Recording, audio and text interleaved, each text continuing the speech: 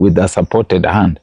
Those are the basic fundamentals that we must deal with before the first world can begin happening. That we've got to go to the schools and teach and reteach ourselves. So this is hopeless propaganda. Having explained the meaning of propaganda, it is hopeless propaganda that is going nowhere. So is Kenya's problem lack of ideas, a lack of discipline, or lack of political will?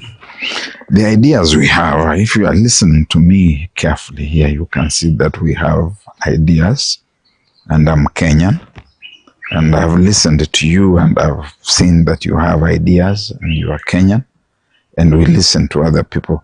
The Kenyans who have ideas either do not want to go into the political space to become leaders,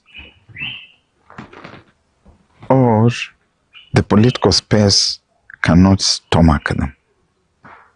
If you come here, Kakamega here, for example, county that has been badly run, it's being badly run,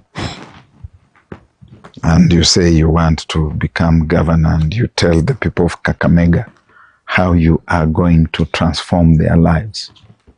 Look at this Kakamega here. Look at those avocados there, which are growing on their own. Nobody planted them. Look at these locusts, which are just growing on their own.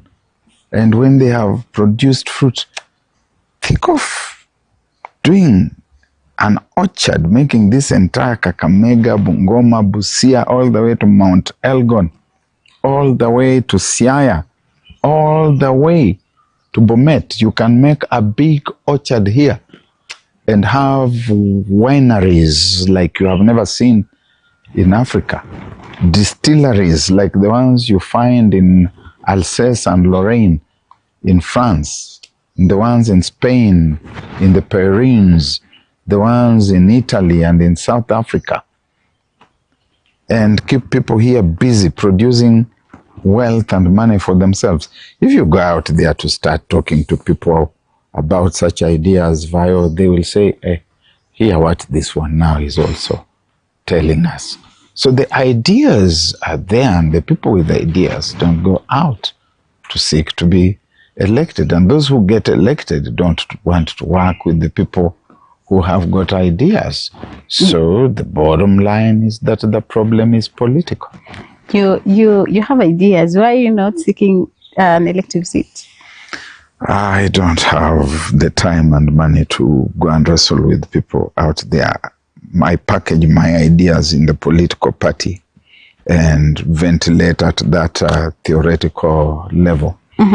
Those who can buy those ideas can buy them and seek election. But I don't have the capacity and the willpower to burden myself with a recalcitrant electorate.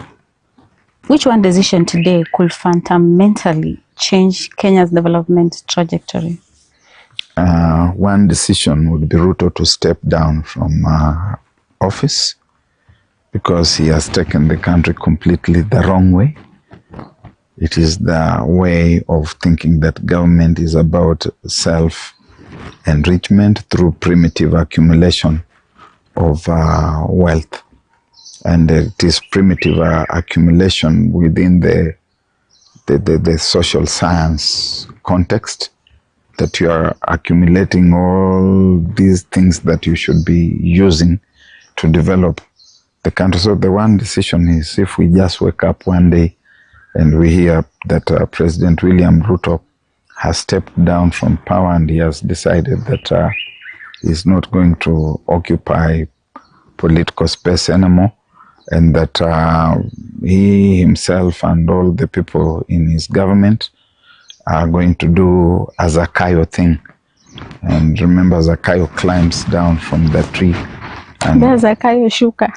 Yeah, and he says, I'm going to refund tenfold.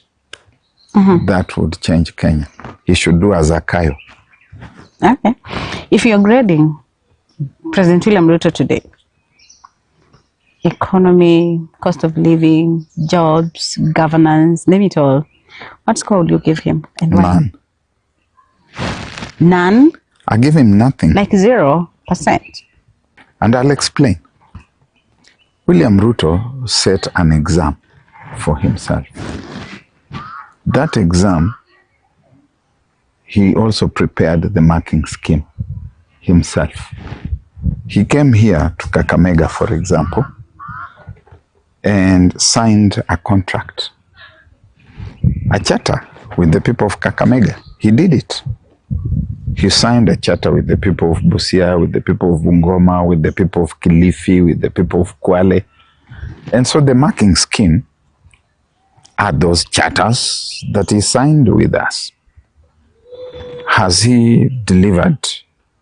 Where are the 3 vegetable factories that he promised in Kakamega?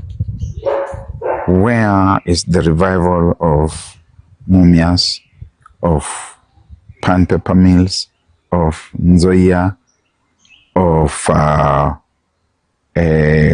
the tea factory in Maragoli that he talked about?